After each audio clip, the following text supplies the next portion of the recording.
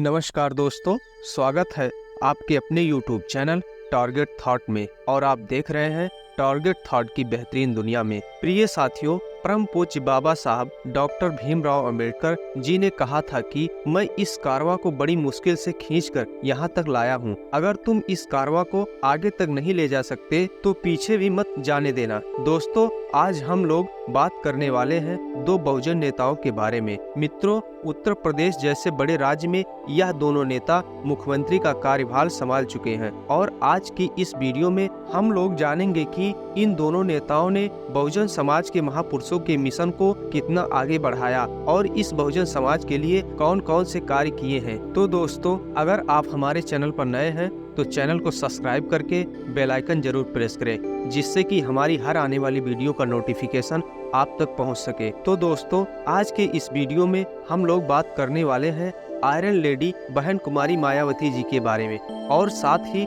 माननीय अखिलेश यादव जी के बारे में। तो दोस्तों, हम लोग दोनों नेताओं की तुलनात्मक तरीके से बात करने वाले हैं, एक एक कड़ी पर बात करने वाले हैं। दोस्तों, माननीय बहन जी उत्तर प्रदेश में चार बार मुख्यमंत्री पद का कार्यभार संभाल चुकी हैं। वहीं माननीय अखिलेश यादव जी एक बार 2012 से लेकर 2017 तक पूर्ण बहुमत की सरकार में मुख्यमंत्री का पद संभाल चुके हैं। साथियों, आदरणीय बहन जी शेड्यूल कास्ट से यानी कि दलित समाज से आती हैं, तो अखिलेश यादव जी ओबीसी समाज से आते हैं। साथियों, माननीय बहन जी को सत्ता संघर्ष करके मिला और उनके राजनीतिक गुरु बहुजन नायक मान्यवर कांसी राम साहब थे। वहीं माननीय अखिलेश यादव जी को सत्ता उनके पिता के द्वारा यानी कि माननीय मुलायम सिंह के द्वारा विरासत में मिला है। साथियों, माननीय बहन जी ने ओबीसी का आरक्षण लागू करवाने के लिए यानी कि मंडल कमीशन की रिपोर्ट को लागू कराने के लिए लगातार 40 दिनों तक सड़कों पर आंदोलन किया और मान्यवर कांसी राम साहब के साथ मिलकर के मंडल कमीशन की रिपोर्ट लागू कराने के लिए उन्होंने नारा दिया था कि मंडल कमीशन लागू करो वरना कुर्सी खाली करो। और उस समय बीपी सिंह की सरकार थी और इस आंदोलन के बदौलत ओबीसी को 27% आरक्षण लागू हुआ था। वहीं माननीय अखिलेश यादव जी ने विधानसभा में आरक्षण का विरोध करते हुए आरक्षण में प्रमोशन के बिल को फड़वा दिया था। दोस्तों, माननीय बहन जी ने ओबीसी SC ST में जन्मे समस्त महापुरुषों को, जितने भी बहुजन महापुरुष थे, उनके इतिहास को दोबारा जिंदा किया था और उनके नाम पर सामाजिक परिवर्तन स्थल बना करके अंबेडकर पार्क बना करके नोएडा, गाजियाबाद, कुशीनगर और तमाम जिलों में मूर्तियां लगा करके बहुजन इतिहास को, बहुजन विरासत को दोबारा जिंदा किया था। दोस्तों, माननीय अखिलेश यादव जी ने 2011 में कहा था कि सत्ता में आने के बाद अंबेडकर पार्क को तोड़वा करके वहां पे स्कूल और कॉलेज बनाया जाएगा और 2012 में सत्ता में आने के बाद माननीय बहन जी के द्वारा बनवाए गए Ambedkar park Gomti Nagar eco garden park का नाम बदल करके जनेश्वर मिश्रा पार्क कर दिया गया था। दोस्तों, माननीय बहन जी ने तथागत गौतम बुद्ध, बाबा साहब अंबेडकर तथा अन्य महापुरुषों के नाम पर स्कूल और कॉलेज और यूनिवर्सिटी बनाई और साथ ही लगभग 10 जिलों का नाम बदल करके बहुजन महापुरुषों के नाम पर रखा। साथियों, माननीय अखिलेश यादव जी जब 2012 में सत्ता में आए थे तो सत्ता में आने के बाद माननीय बहन जी के द्वारा जिन जिलों का नाम बहुजन महापुरुषों पर रखा गया था वे जिले इस प्रकार हैं। प्रबुद्ध नगर का नाम बदल करके माननीय अखिलेश यादव जी के द्वारा शामली कर दिया गया। पंचशील नगर का नाम बदल करके हापुड़ कर दिया गया। महामाया नगर का नाम बदल करके हाथरस कर दिया गया। ज्योतिबा राव फूले नगर का नाम बदल करके अमरोहा कर दिया गया। मान्यवर कांसी राम साहब का नाम बदल करके कासगंज कर दिया गया।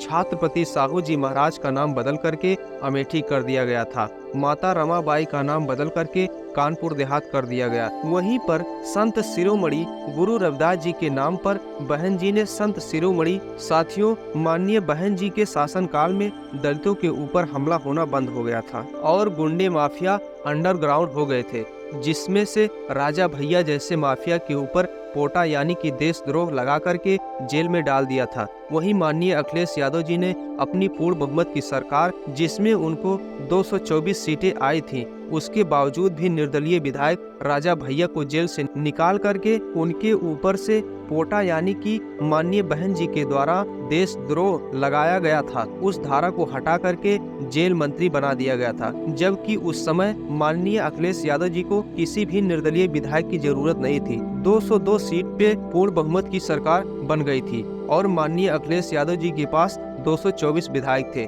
दोस्तों, माननीय बहन जी को कभी भी किसी भी मंदिर में माथा टेकते हुए, पूजा करते हुए नहीं देखा गया है। वे तथागत गौतम बुद्ध के द्वारा दिए गए धाम में बौद्ध धर्म का अनुसरण करती हैं तथा किसी भी कार्यक्रम में हमेशा उनको बौद्ध भिक्षुओं के साथ देखा जाता है। साथियों, वहीं माननीय अखिलेश यादव जी को हमेशा हिंदू धर्म के अनुसार पूजा पाठ करते, कुंभ में नहाते हुए देखा जाता है। मित्रों, माननीय बहन जी कभी भी अपने मान सम्मान से समझौता नहीं करती हैं। वहीं अपने समाज के मान सम्मान के लिए कभी भी उनको समझौता करते हुए नहीं देखा गया है और उन्होंने सब्बीरपुर कांड, जो सहारनपुर में दलितों के ऊपर हमला हुआ था, उस कांड को लेकर के उन्होंने सदन में आवाज भी उठाई थी और उनको बोलने से रोका गया था। इस पर उन्होंने यह कह के इस्तीफा दे दिया था कि अगर मुझे अपने समाज की बात कहने का अधिकार नहीं है तो मुझे इस सदन में रहने का भी अधिकार नहीं है। यह कहते हुए उन्होंने अपने पद से इस्तीफा दे दिया था।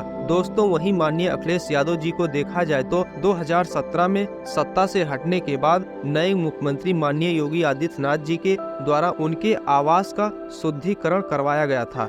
उसके बाद भी अखिलेश यादव जी हिंदू बने रहे और समाज का मान सम्मान यानी बहुजन समाज के मान सम्मान को दरकिनार करते हुए उनको उसके बाद भी हिंदू धर्म के अनुसार पूजा पाठ करते हुए और कुंभ में नहाते हुए देखा जाता है। इस घटना के बाद बहुजन समाज के लोगों ने उनको ट्रोल करना शुरू कर दिया और उनको कहा गया था कि इस व्यक्ति का सिर्फ आवास का शुद्धिकरण हुआ है, इनके दिमाग का शुद्धिकरण अभी तक नहीं हुआ है, ये अभी भी हिंदू बने हुए हैं। जिस रीति रिवाज में धर्म शास्त्रों का पालन करने पर उनके आवास को शुद्धिकरण करवा करके और अछूत बताया गया, जिस धर्म में इनको नीच बनाया, अछूत बनाया, इनके आवास का शुद्धिकरण कराया गया, उसके बावजूद भी यह उस धर्म को उठा करके अपने सर पे धो रहे हैं। दोस्तों, माननीय बहन जी की पार्टी बीएसपी में ब्राह्मण, क्षत्रिय या अन्य सवर्ण समाज के लोगों को हिस्सेदारी दी गई है, जिसकी वजह से आज भी माननीय बहन जी का जबरदस्त विरोध होता है।